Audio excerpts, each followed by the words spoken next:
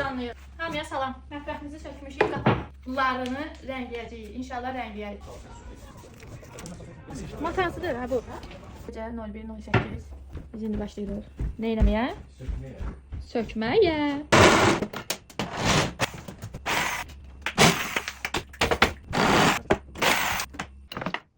Deməli biz bu videonu əgər yükləyiriksə, paylaşırıqsa, bilin ki, bu kraska tutub və ya tutmayıb heç bir fərqi yoxdur. Nəticə nə olur olsun biz bunu yükləyəcəyik. Biz sadəcə paylaşırıq ki, kimsə mətbəxi rəngləmək istəyən 100% bilirik ki, var. Bunun 2 dənə variantı var. Ya biz bu mətbəxi paylaşacağıq ya da kreditə girib yığdıracağıq. Bəli, indidən başqa mətbəx yerləri bilirsinizsə ya da siz özünüz mətbəx işləri ilə məşğulsunuzsa bu videonun altına qeyd edə bilərsiniz.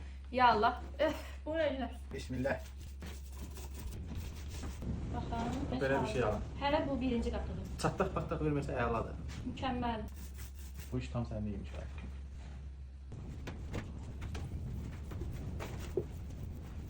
Mətbəx mebeli ustalar baxıb ağlayır indi.